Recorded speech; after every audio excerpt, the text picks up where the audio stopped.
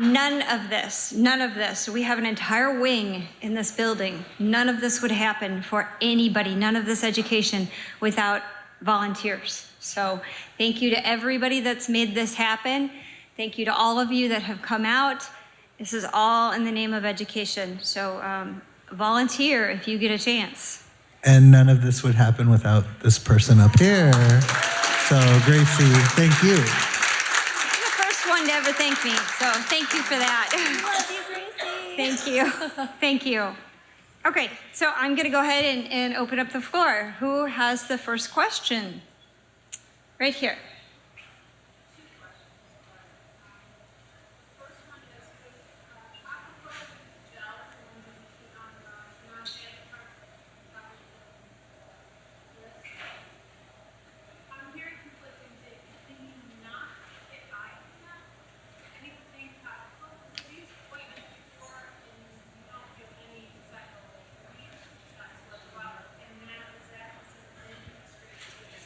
Okay, would you like a professional opinion or a patient?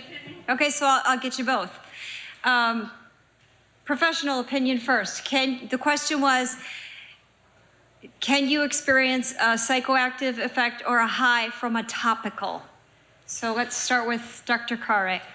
So the answer is yes, you can, because if there's enough THC in there, and you put enough on it, it gets absorbed. The reason they do the wrists is because there's many veins and arteries there, and it gets taken into your body. But a lot of the topicals that are out there, and you should read them, are high in CBD, small amount of THC, and then when you're putting it on the topical, it's absorbed very slowly. So the psychoactive THC isn't, it doesn't hit you at once, so it might be there. It gets absorbed, so the THC is in there, but it doesn't get you that psychoactive. So, but the answer to your question is, yes, it can if you use a large amount or you use something that is high in THC. But for the most part, most of the topicals, and I'll ask my colleagues at the dispensary, seem not to be very high in THC. Otherwise, they would be an edible, or they would be a vape or a tincture oil. But maybe you can answer some more. Yeah, certainly. It's not the norm that it's going to cause a psychoactive effect through a topical, but if you do put it in an area that's highly venous and you have a skin softener with it, certainly it will then penetrate the barrier of the skin and be able to get into the bloodstream. So there is that portion of it. More than likely, that is not particularly what might happen, but in some particular cases it can, depending on patient sensitivity level to cannabis. And whatnot. The other thing I would kind of mention with some of that is that, we don't talk about this enough, but the placebo effect is a well-researched thing. When people talk about cannabis, I think that this is a topic we oftentimes leave out. There is probably some type of a standard of error there with placebo in cannabis. And I've had people come in and tell me, I had some water at your facility and now I feel so euphoric. There's nothing in our water at our facility, I can guarantee that. But we've heard stuff like that, and rightfully so. It has nothing to do. It's just that person might be slightly sensitive, or the way that they tend to think. So those are some important things I would also consider in articulating to folks when they're having some of those feelings with it. But topically, if they're putting it and there is a skin softener, I could absolutely see why they might feel that psychoactive effect. Yeah. Okay, so that wasn't the answer I expected. So I'm going to actually toss the same question to Rebecca, the patient. Have you ever experienced a psychoactive effect from a topical? Not from a topical. The one I use is mainly CBD, like you said. So I have never felt a psychoactive effect from a topical. So I'm going to tell you, I only have 2 topicals. One is a patch, and it's THC and CBD, and I experienced no psychoactive effect. And then I have I don't know if it's called a salve or a balm, but it's in a tub. And it also has THC and CBD, and I've never expected or experienced anything psychoactive. I didn't know that was possible. But that was a great question. What was the second part of your question?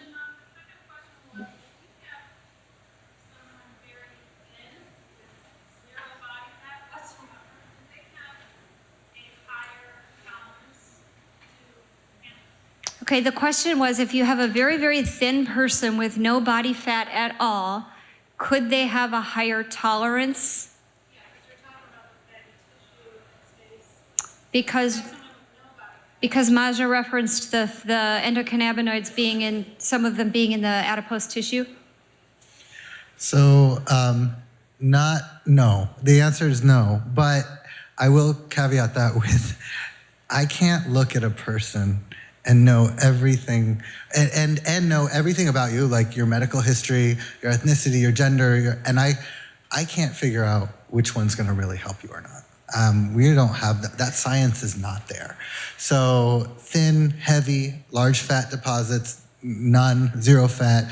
I can't tell if you need a small amount or medium or a large. And it doesn't surprise me anymore because I'm so used to not knowing. We start low in everything we do. People say I don't have an effect. That's great. Let's try a little bit more next time. Try more. We've all been, well, we probably all had that experience where we've taken too much and wish we hadn't.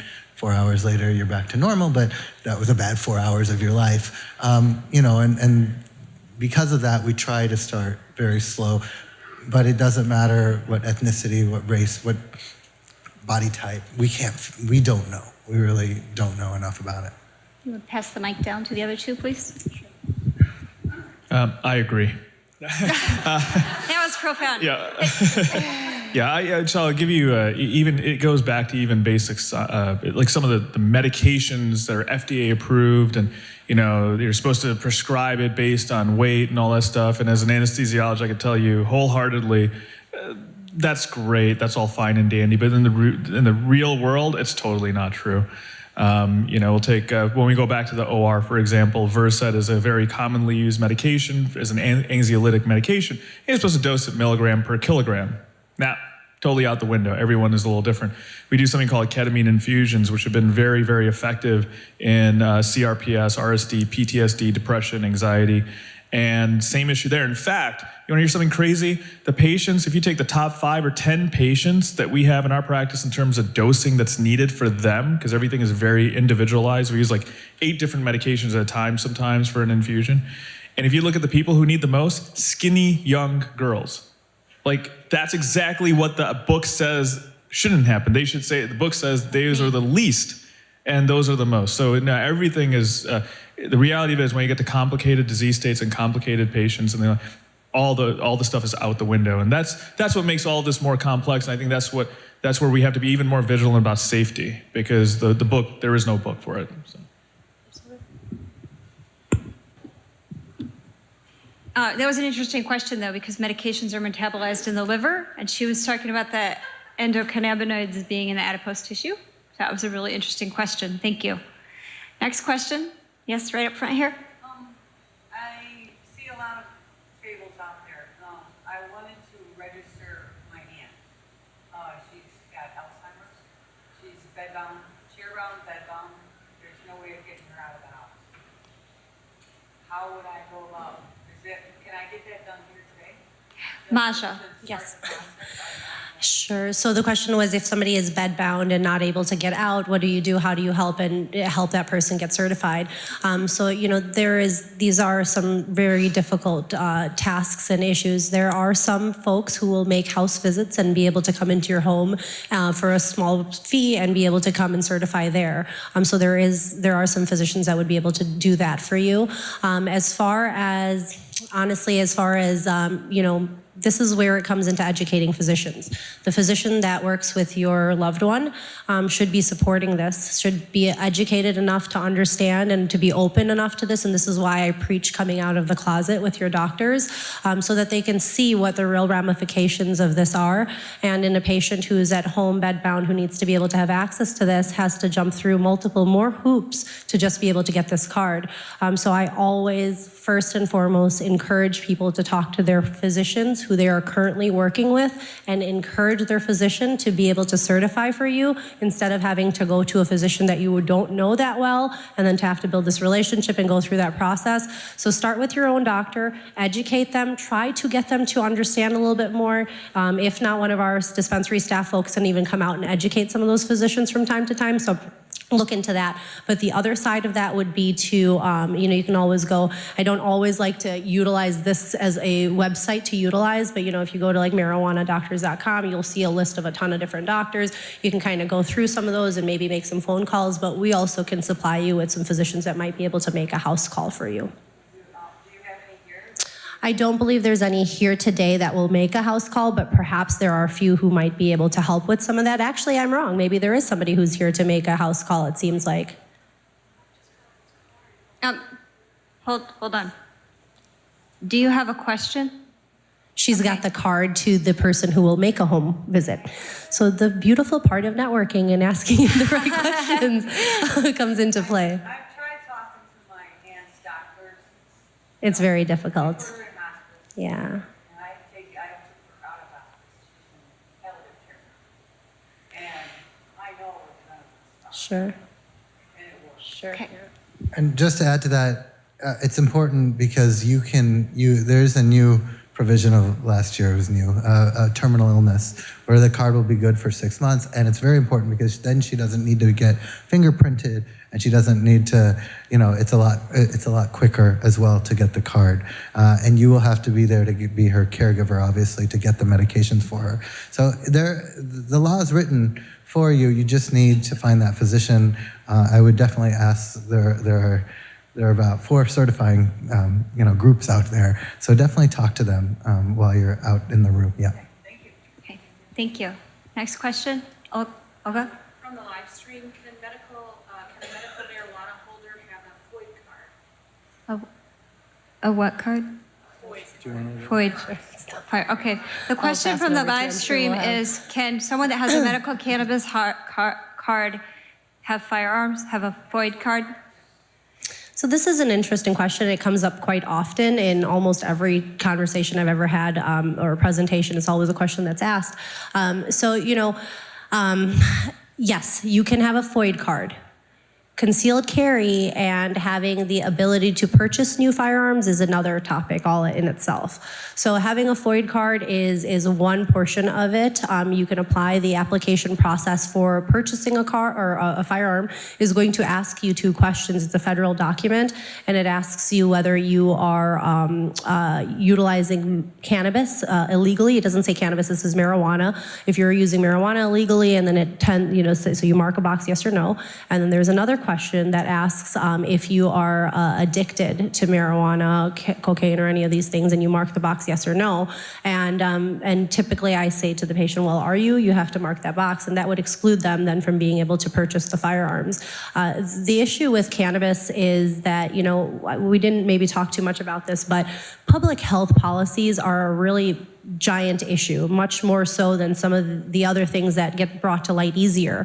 And this is a public health issue, really, in the regards that if you are able to, and a civil rights issue, right? Like if you're able to have medication that helps you, but then now you can't have a firearm that you purchase or whatnot. So it's difficult for you to purchase a card. The federal regulation is that they will cross-check with the state, and yes, they can deny you. They have the ability to do that now. 2 years back, perhaps that wasn't exactly the case. FOID cards are something that patients are allowed to get. Purchasing new firearms and concealed carry, from what I know, are much more difficult. So my experience with my patients is, first and foremost, they'll never take away your guns. Secondly, you can have a FOID card and a conceal and carry card. Those are not any issues as long as you're not addicted and you're not using cannabis illegally, which you're not. The issue is the federal background check that large gun companies, large companies that sell guns, such as Cabela's and Walmart, in states that they sell guns at, they use a very typical federal background check. And what will happen is if you do have your card, you will get flagged on that. It won't say you're not allowed to buy it, but you'll get flagged and they will not sell it to you. However, you can go to gun shows and you can go in the private world and legally purchase firearms with those background checks without problems. So everyone I've talked to have had problems with when they have their medical card with large box stores, but can still purchase guns elsewhere. So if you're here, or I guess if you're online too, and you have more specific questions about firearms, Our fingerprint vendor here is Above Biometrics, and he does the fingerprinting for the medical cannabis cards and firearms. And yeah, so he's very knowledgeable on this subject, so you could contact him, Above Biometrics. Next question, I thought I saw the gentleman back here. Yeah, my question is for Dr. Carr and Dr. Yes. So, I understand opiates can become addictive and overdose on opiates. You have to take a shot to bring you back to balance, so to speak. For marijuana, you can't overdose on it at all. Okay. So the question is what? Okay, so I'm gonna paraphrase because you're not mic'd.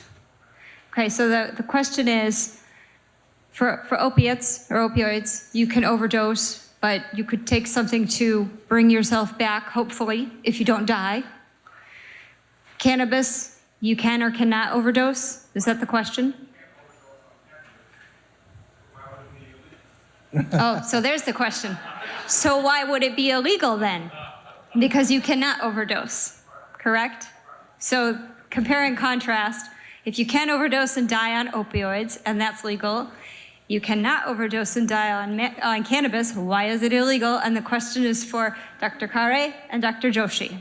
And you're lucky. You've got an ER physician, you got an anesthesiologist, pain specialist. And first and foremost, the way the opiates work on an overdose is that it does stop the respiratory system, the diaphragm, from moving, and therefore you can't ventilate and get oxygenation. Naloxone and other medications can reverse that and bring you back to life. And with the opiates, with cannabis, there's really no significant amount that can actually stop your respiratory drive. The legality question is a totally different question. There's been the history of cannabis and how it was used politically has been always questioned. It's written in the literature. Dr. Joshi actually had a couple slides on it and why there's a prohibition against it currently, like there was in alcohol. It's just there. And we could talk about why, but at the end of the day, I think that prohibition is ending. I think in half the states you can either get it medically or legally, and that's increasing every year. So the good news is I think it will be legal, in our lifetime for sure. Yeah, absolutely. And, I'd probably just add to that and say, when we took a look at opioids and cannabis, both have been around for over 5,000 years. Both are plant derivatives. Both have a place in the medical community. The problem has been the abuse, and abuse happens with so many different products. And the reality is especially from a legal and a medical standpoint, we have to always protect society from the people who are trying to harm themselves. And so I kind of touched on that if you're in my presentation a little bit, where on the opioid side, in fact, if we take it one step farther, if we look at legitimate brand name opioids that are prescribed with abuse deterrent technology to patients, legitimate patients, you're looking at deaths that are probably, seriously, like incredibly little, like 100 maybe a year. It's safer than some chemotherapy drugs. The issue becomes all the generics, all the counterfeits, all the illicits, all the people who are not using it. More than half of the opioid deaths are actually because people were overdosing on alcohol at the same time. Those get reported as opioid deaths, not alcohol deaths. So in alcohol here, there you go, there's a legal product. And that kills more than cocaine, heroin, opioids, marijuana, like everything combined, right? So it's illegal because of some crazy stuff that happened like 80 years ago. But I think the conversation should be separated where, we don't legalize it because of opioids. We legalize it on its own merits. If we legalize it, right? We prescribe or we certify medical cannabis on its own merits because of the science that's behind it. And when everything's done properly, I think that, even opioids, if everything was done properly, we would see there would be no deaths because people would be doing it properly.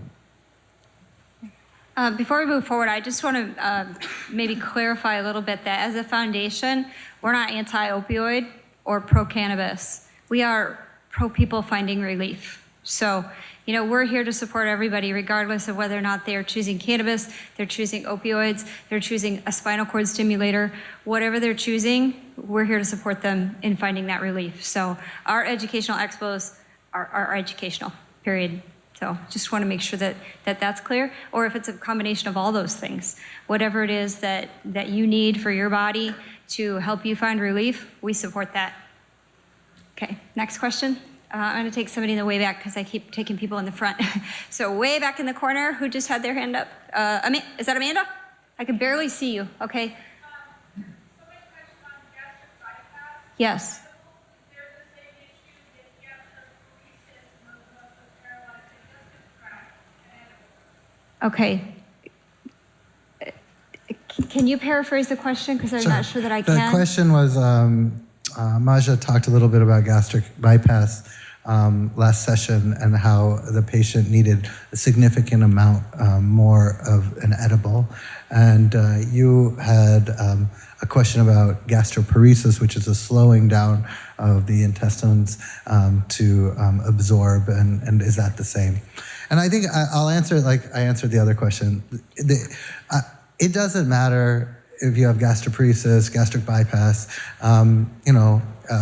or chronic pain. Like, you should start slow and low with edibles or with oral cannabis, and then increase as you get the desired effects. As a physician, I can't even tell if someone is going to need a large amount or a small amount. So we just start small. And because it's not worth it. If you get a new patient and you get them too much cannabis, they're unlikely to continue with you. And we've all been like that paranoid feeling, 4 hours you're in bed, you feel awful, you want to get back to normal. That's a terrible feeling. So gastroparesis, just like any condition, you really want to start slow and low. Absolutely, and I would actually add, just from a disease state standpoint, so with gastric bypass, you have a dumping syndrome. That's why you had to add more, because most of it's kind of dumped out and it's not really absorbed. With gastroparesis, on the opposite, it may actually stay there longer. The stomach and the intestines may be more sensitive. So if anything, you may actually have to start purposely less. So they are very distinct entities, I think. I think what's important to just address quickly, Gracie, is that, cannabis is very much so patient-directed medicine versus physician-directed medicine. So when we ask some of the docs, and like you've heard from both of our colleagues up here talking about the fact that it's hard to figure out what dosage, and we can't tell you just by looking at you, it leaves it in the patient's hands to truly decide on what dosages work well for them, and taking a little bit of competency from that patient to be able to, really maybe take notes or to understand where they are with their regimen. That can be sometimes hard to do, but I think it's important to recognize that. And from the patient's perspective, I just think it's so important that we should be able to have these conversations openly with our physicians.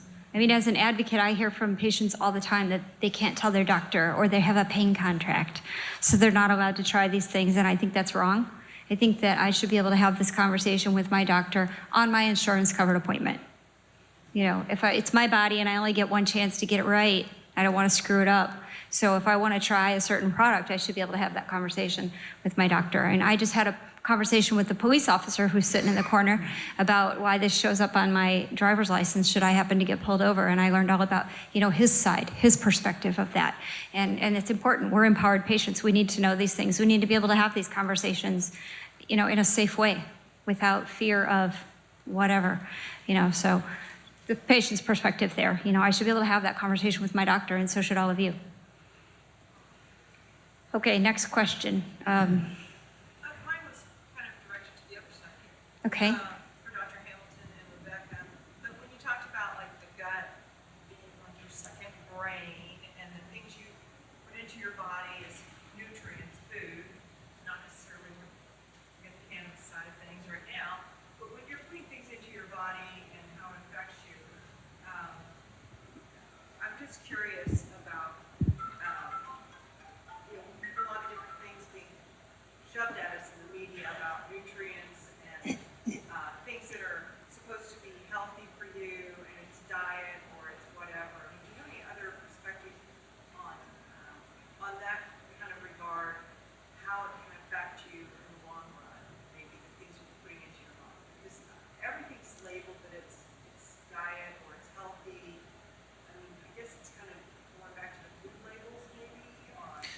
Can you restate your question? Because there's a billion ways I can answer that. Well, it's like, how do you know what is the right one for you sometimes? Because there's so many different things out there on the labels now. So do you mean, how do you know which diet to follow when there's so many different health foods, or tracks or fads to follow? I would recommend that you look at to know, because there's so many marketing things now that says this is a healthy thing because it is, say you were talking about the grass fed or whatever, but it's like, okay, well, what's quarter of grass?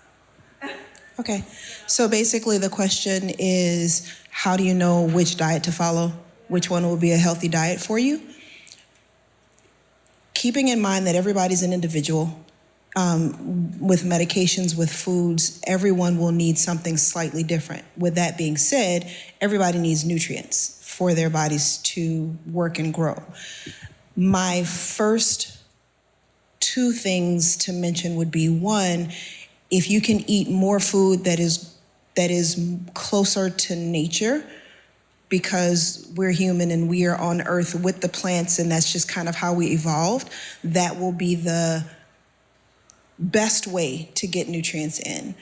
The least amount of processing will be the best way to get it in. Of course, we're going to eat some processed food here and there because we live in this society and that's what's around. But if you can get more nutrients in more often, then that will be the best way to do it to start. The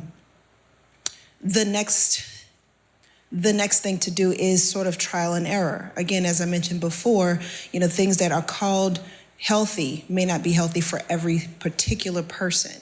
So experimentation in different diets, seeing how you feel, how your energy level, what your symptoms are like. Are your symptoms stronger or weaker?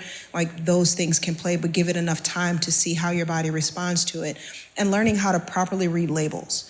Because if you think about it, labels, the front of the label is meant to attract your eye and get your money, right?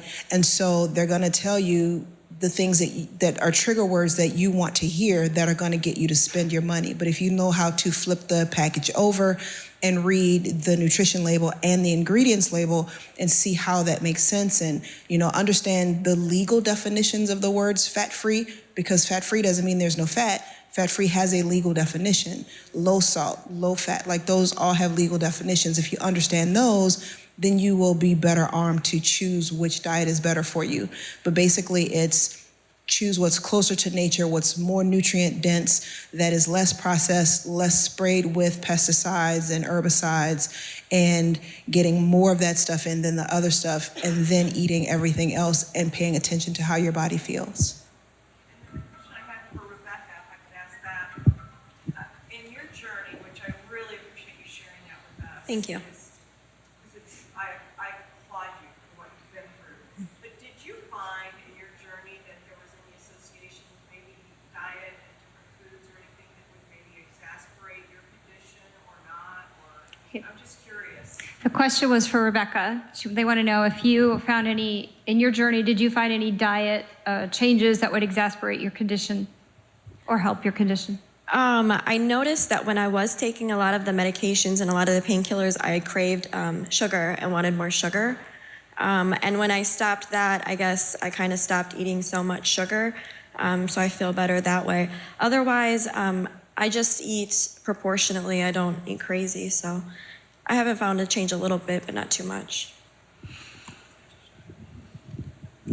Dr. Joshi wants to speak on that. Real quick, I just want to talk about diet for 1 second. So what we found well, it's not that we found it, but we actually test a lot of patients for food sensitivities.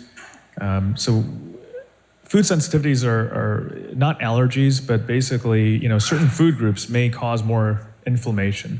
And there are objective ways of testing for this, not just the subjective, let's just go with the gluten-free diet randomly, or let's just do this diet randomly. There's no science behind that. So how can we have a diet that's actually based and rooted on science for you, in your body? So there are blood tests that we can do that can specifically tell you the levels of inflammation a specific food can cause, thus then telling you from a scientific standpoint what you should avoid and what you shouldn't avoid. It doesn't tell you, exactly what brand to buy or whatever. But it might say, hey, lo and behold, you're actually not gluten sensitive, and going with a gluten-free diet makes no sense. But maybe you're sensitive to mushrooms or something, or maybe you're sensitive to tomatoes, and there was a tomato in your pasta that made you sick, and not the gluten itself. So that's something that I think everyone should look into, quite frankly. But that's something we do for a lot of our patients. It's called an ALCAT test. Okay. Yeah. I could tell you more later. One more, just to kind of add to what he said. So there are a lot of different food sensitivity tests. He's talking about ALCAT, A-L-C-A-T. That's just one. There are a few different kinds. But take that also with symptoms. I've taken them, and according to the test, I am not gluten sensitive, but when I don't eat gluten, I feel better. So the tests are awesome. They tell you a lot of information, but do pay attention to your body. Okay, there are so many hands up right now. Okay, way over there in the pink.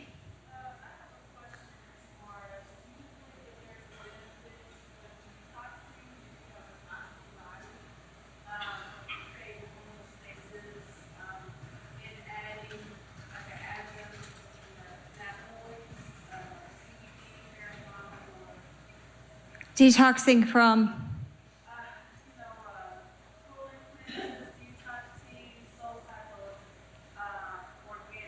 Okay, so the question is, I believe for Dr. Hamilton maybe, but we might want to pass it around a little bit.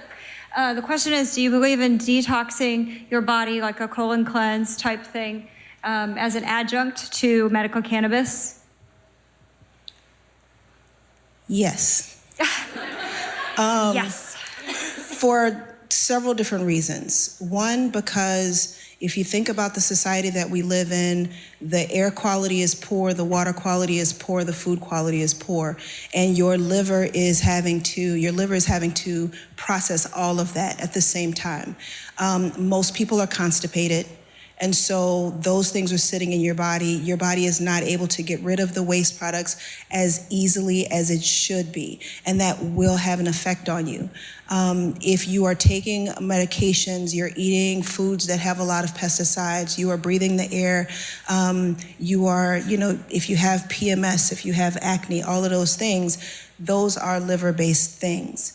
And what I've seen, what I've felt is that when you properly help the body to eliminate all the extra and support it so that it works better or more efficiently, then absolutely it helps. And also, if you give your body a break from cannabis, your receptors will reset and will be able to work better. So like on those different levels, absolutely. There are proper ways to do it. So just taking a detox tea to help you poop a lot, that's like emptying all the trash cans in your house. Of course, your house is gonna be it's gonna function better, but that's not the end all be all. There are proper ways to do it, and there are improper ways to do it. So the simple answer is yes, but that's not to say go out to the nearest Walgreens and just drink a bunch of magnesium citrate so you can poop all day. She did say she likes to talk about poop. Poop power. She had that disclaimer in her presentation. Okay, right here. Joshi? You said that you can test for inflammation. Can they test also when a person has cancer and too much radon and stuff that comes up out of the earth into their body?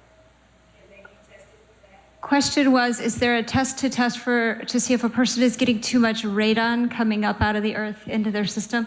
Well, I mean, obviously, the first place to start, as we all know, is to make sure that the house that you live in, you can do radon testing, obviously, in the house, which we all know. Actually, on that note, and probably should mention, this is not even part of your question, but sort of a PSA, we should all have carbon monoxide. I just had this conversation over the weekend. That's why it's fresh in my mind. We had a crazy debate, and people were like wondering if carbon monoxide is a real thing. It's a real thing. So. Anyway, sorry. It's real. I bet you there's people out here who don't have those detectors, but you should, actually. There's a family that just died like a month ago, and in Mexico because of carbon monoxide. But anyway, obviously you want to you make sure that the environment you live in is safe, and you don't have molds, you don't have radon, you don't have a lot of these inflammatory components in there. Now, in terms of testing your own body for radon, I'm actually not too familiar. I don't know if you guys are about specific tests. I'm not familiar with specific tests on that level. Are you guys familiar? I mean, we could do toxicological testing. We don't do it specifically on tumor patients. Some of these patients that have just not doing well, they would move somewhere and do a little bit better, then would come back home, they would do worse. So then we might go on an expedition to figure out, is there anything toxic that they're coming towards? And it can be done. The science isn't really great on it, to tell you the truth. We don't find it very often, but once in a while we do, and it can be life-saving. So, there are, you can talk to your physician about that for sure. Okay, a few more questions here in the middle, behind you, back here. Yep, I can barely see you because of the light. You mentioned, Dr. Joshi, that there's often elevated liver enzyme levels with continuous cannabis use. Do you find that to be a case with CBD oil? Okay, the question was, Dr. Joshi mentioned that there's often elevated liver enzymes with continuous cannabis use. Does he find that to be the case with just CBD oil? I can only go by what anecdotal information we have, in the sense of, the science will say, hey, you have liver metabolism. Anything that can be metabolized by the liver, you have the risk of overloading that liver, right? Just like anything that requires a lot of kidney or either metabolism or excretion, you run the risk of potentially overloading the kidneys. Like, for example, if you eat too much protein, right, and you don't have enough water or whatever. So protein, something super safe, but can actually cause liver or kidney failure. And we've seen that in some men that were drinking too many protein drinks. I don't know if I can necessarily differentiate medical cannabis, marijuana, CBD in terms of liver function enzymes. I can only tell you what we have seen. And we have actually seen a few of our own patients with liver function tests that are about 3-4 times more than the upper limit. Now, does that mean that that's like the end of the world or it's not reversible? No, it's not actually. Fortunately, liver is actually an incredibly amazing organ. It can regenerate, it can recover from things, it can rebound pretty well. But that does tell us that the liver is getting overloaded with stuff. So like I said, we just ran into this about literally a week ago. We'll see. We're gonna significantly this patient is gonna significantly cut down on usage, and we're gonna remonitor, probably every month and see, or maybe even sooner, maybe every few weeks, and see where those trends go.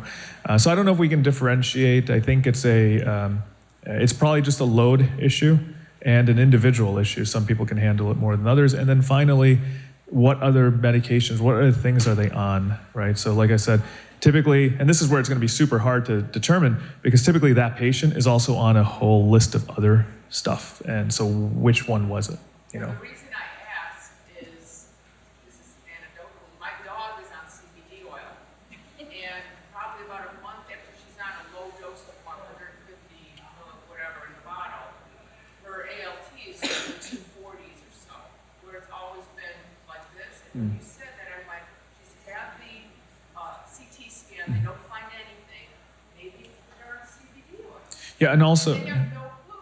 right, and also this was probably this is not from obviously a dispensary, right? This is over-the-counter CBD oil. Yeah. So here's the other issue that comes up, again, not to sort of beat a dead horse here, but we don't know what fillers are in there necessarily. We don't know what other compounds are in there. Is there something else in there that's actually loading the liver? Maybe, maybe not. Maybe just changing the brand could potentially make a difference, which would then tell you that was the filler. Maybe it's a dose issue. A lot of factors. That's what's tough. And here's my chance to put a plug in for all of our CBD providers here today. They're all amazing.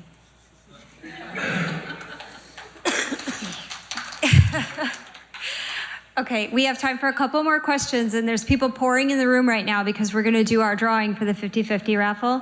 So a few more questions. Way in the back, standing up with her hand up, like she really has a great question. I'm sorry, I can't hear you. Dr. Joshi.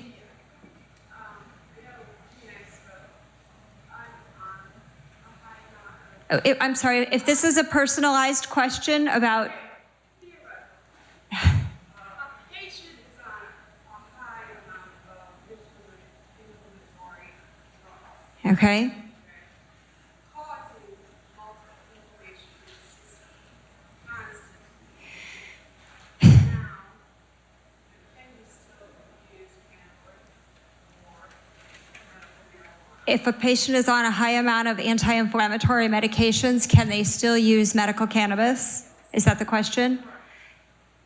Dr. Joshi? Yeah, is that for me? Yeah, so sure. Yeah, and we have patients who, we actually have patients who have been on multiple anti-inflammatories, even steroid dose packs for autoimmune problems, and we've certified them because they fit certain criteria. The key here is monitoring, right? So the key here is making sure that you treat cannabis just like any other compound, any other medication. You monitor your blood work, you monitor your liver, you make sure that you're not overloading, you drink proper amounts of water, et cetera, et cetera. But no, absolutely. In fact, we've seen anti-inflammatory effects with cannabis and cannabinoids. So it is very much as far as I'm concerned, very much an appropriate usage. Okay, if you guys are all willing to stay and answer questions, there's a lot of questions. Can we do the 50-50 drawing quickly? Because there's a lot of people here just for that. I said we'd do it at 3:05.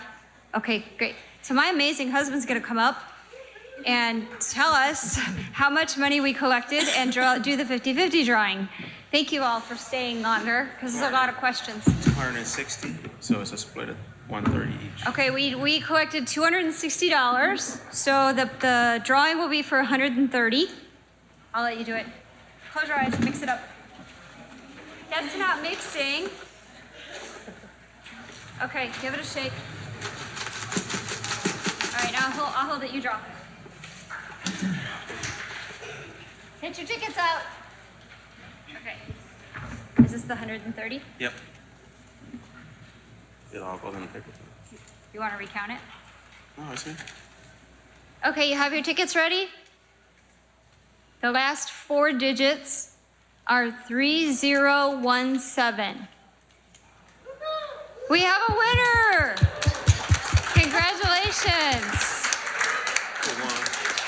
Right here.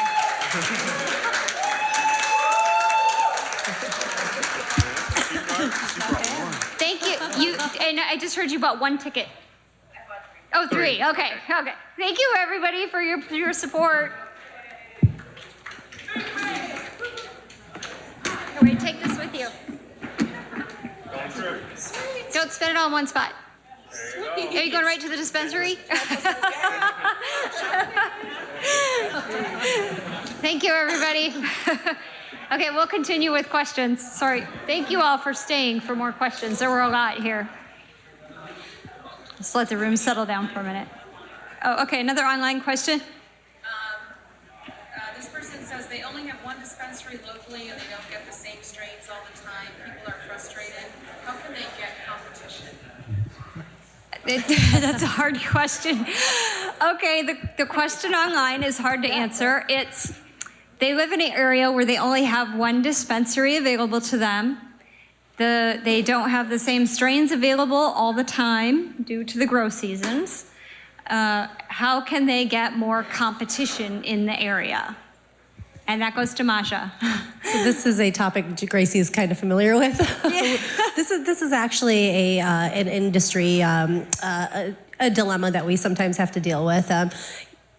So the easy answer, as Dr. Joshi was saying to me, is drive the extra distance, which I know can be difficult for patients, but that is unfortunately part of it, right? Until this is more widely accepted, until there's more licenses for dispensaries, you will run into this. The problem is also at the cultivation sites, right? When we grow this product, it changes often. It's hard to keep the same family. The mothers that we get the clones from eventually have to become dormant. We don't want to use them anymore. So strains don't stay the same, but cannabinoids do stay the same. So instead of becoming developed or more dependent on a strain name, like saying I like Blue Dream, and Blue Dream is a dream for me. It's perfect. Look at the cannabinoid profile and find another product that has a similar cannabinoid and terpene profile and try to utilize that. So you don't have to make the extra drive. That should make it much easier for people. And that is the best way to look at these things because, you know, I've mentioned this several times today. It's called the strain name dilemma. In the industry, we have to name things. People like categorizing things. We have no issue. We have to do this, right? We have to name it. But that is not really how it works. If we named these plants after their cannabinoids, that was the highest volume of it, it would be different. So look into that as a product. This is also a supply and demand type of an industry. If you want something, ask your dispensary to work with that cultivation and try to get it. It's a small community of growers and dispensaries in the area. We all know each other. We all work with each other. Talk to them. They will try to find that for you. And if enough people ask, then perhaps they will be able to get that particular cultivar in for you. Okay, questions? Right here, the flowery shirt. I wanted to ask about, do you have any pediatric patients? What is the effect of THC specifically on development? Okay, and you're looking at Dr. Carre. So, or anybody? Sure. Okay, so question is, do you have any pediatric patients? And if so, what is the effect of THC on the pediatric patients? So we do have pediatric patients, you know, and we look at them individually. So many seizure disorder patients, they're often having 5-6 seizures per day, right? And so obviously with seizures, we're looking at high CBD content cannabis. That's been proven to decrease the seizure activities, and we want to go that way. As for THC, it all depends on the age of the patient. A lot of them for PTSD, 16, 17, 18. There's really not a huge difference between them and adults. But we push the CBD content cannabis with the pediatrics. You know, there are reasons to have THC though. Some have childhood cancer. They're nauseous. That's a high THC strain that they really want. And so we really look at it. And honestly, with them, I've had no issues. There's a caregiver. They have a mother or father usually that are giving them the medication. So it's very highly regulated. So for me, I have no problems with the pediatric population because I feel like they're getting the proper, you know, they're looked at carefully, the proper strains, and a very controlled situation. Masha? So we do have pediatric patients that come into the dispensary quite often. You know, I oftentimes have to take a step back and look at things from different angles, and I do this often in my life so that I can get a better perspective of things. And I think about putting myself in those parents' shoes. They obviously have done an incredible amount of research and have gone through a couple of hoops to be able to even get this application processed and all of that. So, you know, I don't envy them in any means. I can't imagine making a decision on the behalf of a younger person who cannot think for themselves to make that decision. So they have gone through this process and thought about it, and they have clearly put in some effort into that before they've gotten to this place. And you have to think about the fact that which is the lesser of evils in some aspect. You know, what is this child going through that is so detrimental that would lead their family, their most, you know, prized possession, to take their most prized possession to something that is so controversial in its nature. So you have to really think of things from a different standpoint sometimes, and I think that's just... Okay, next question. Leanne?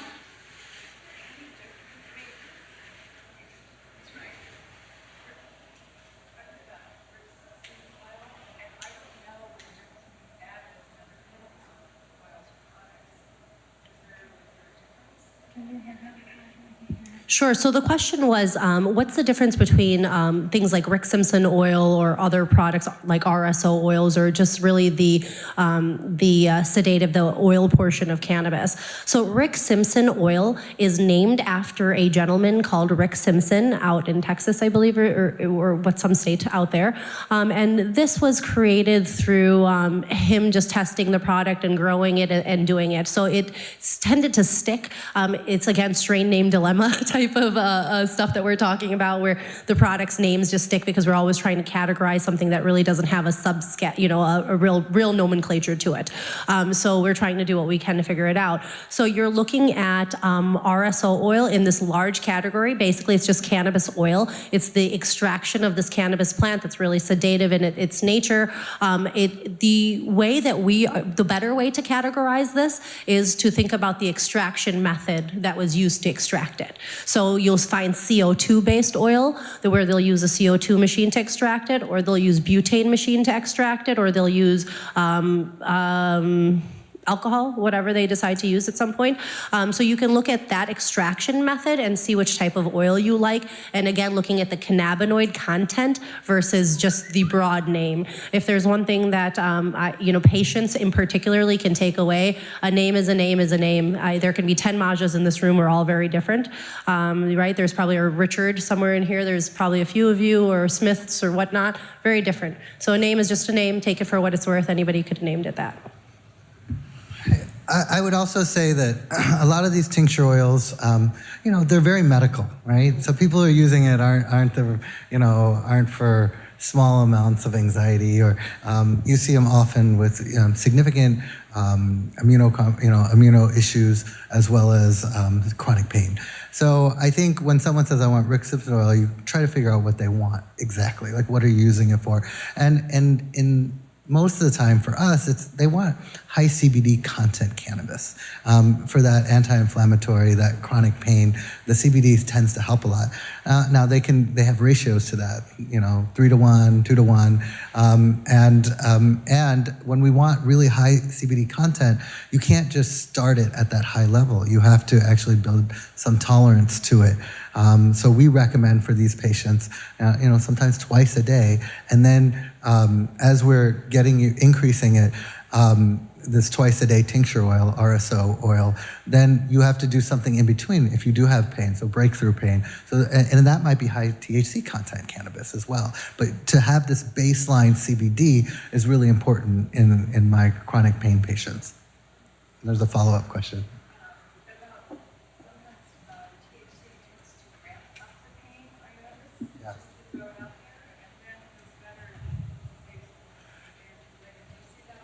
So the question is, sometimes the THC can ramp up the pain and it gets better too. Sure, everyone's different. And the receptors, how you process your pain, how patients process your pain, could be that you have more sensitivity with the THC. And so it could even worsen it. And for that patient population, we would say, whoa, then we want a really high CBD content cannabis ratio, because that seems to be working better. And then maybe breakthrough would be a high CBD content, vape oil or flower on top of that. And so, like we said, each person is so different. And so for that patient, they would be all CBD all the time, cannabis, and we see that a lot.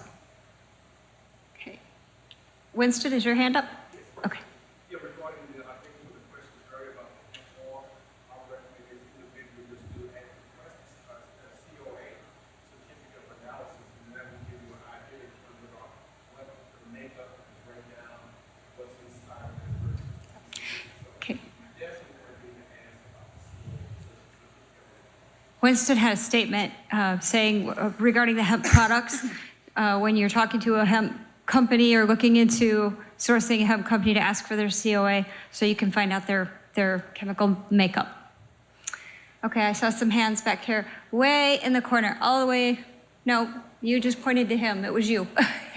Oh, okay, for him. You with the hat.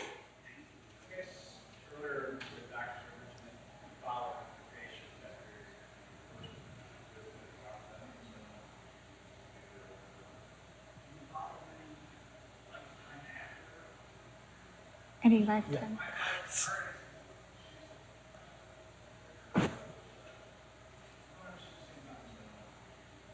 So the question is, we've talked about following our patients, and he was asking, do you follow at a longer, how do you follow them?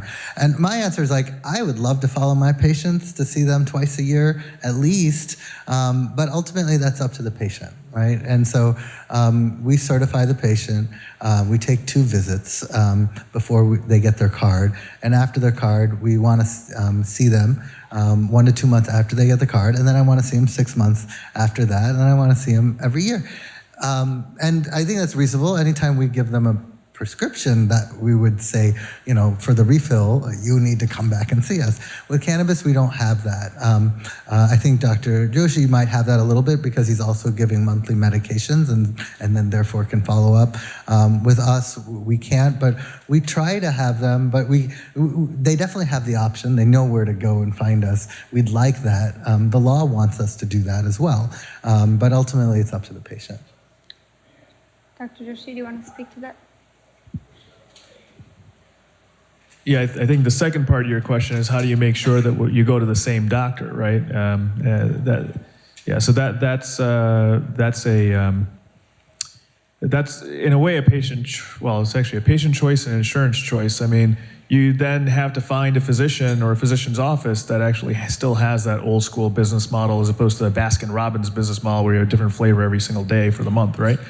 That's how a lot of the bigger institutions are now. In fact, there's one big one, I won't mention their name, but if you see their primary care doc, like you don't have a primary care doc, if you schedule an appointment, it's whoever is open within a 10-mile radius.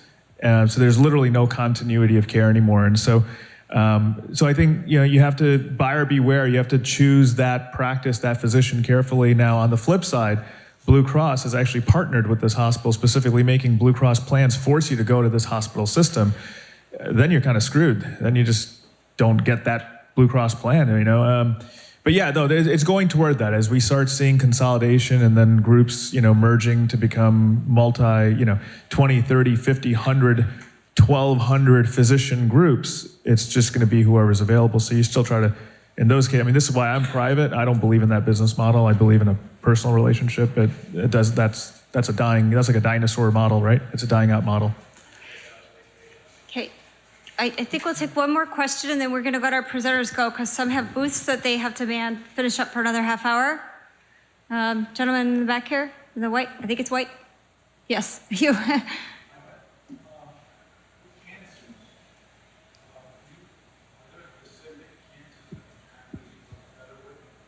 Are there specific cancers that cannabis pairs better with, works better with? Is there any data on that? I'm guessing the answer is no, but I'll open that up. I haven't seen that data. There's data that people talk about that they're in test tubes, right? So it's promising, right? It's exciting, and you want to jump on it. But there's never been patient data. There's been anecdotal where someone will say, "Hey, I had cancer. They told me it's not looking good. I started on an RSO regimen, and oh my God, I'm doing great 5 years later." And I want to believe it. But sometimes you really look into that. They also got chemotherapy and things and radiation. So I'm not saying that's false. I think we need to we need to tax this. We need to legalize it. We need to make it a Schedule II medication. We need to study it. But I tell people, because I don't want to not give them hope. First and foremost, listen to your oncologist, but that's up to you. And secondly, if you don't want to, then look into the literature that's out there. It's not very good. Look into the Rick Simpson. Look what he's done and his following. Read all you can, and then emulate that. Go to the dispensary and say, I want to be placed on a protocol. But I would beg of you and your family to listen to your oncologist too, because we do have studies on that. And even though chemo does, people on chemo do get high morbidity, there are a certain percentage that actually live cancer-free or live a lot longer. So I'll never discount the medical journals and the science behind it. Okay, we really need to wrap up because these presenters, some of them have booths. So I want to thank everyone for joining us and all of our financial sponsors for making it possible. Thank you to our volunteers. I'm sending surveys out to everybody that registered. The survey results really do dictate where we go next. We pivoted to cannabis based on our survey results. So please take the 2 minutes that it takes to fill out the surveys. They are completely anonymous. We can't track who you are, so you can say whatever you want, but please be nice. We need to thank the Hilton Hotel for providing us this amazing facility. 5-star AV, who has always been incredibly kind and decent to us and done a great job for us. And please remember that our exhibitors, I think, are still on site. We ran a little late, so I think they're still on site over there. Please visit every single booth. The videos of all of these presenters will be ready by about mid-May. It will be out on our website and our social media channels. So thank you very much for coming. And please check Lost and Found if you lost anything. It's out at registration. Thank you.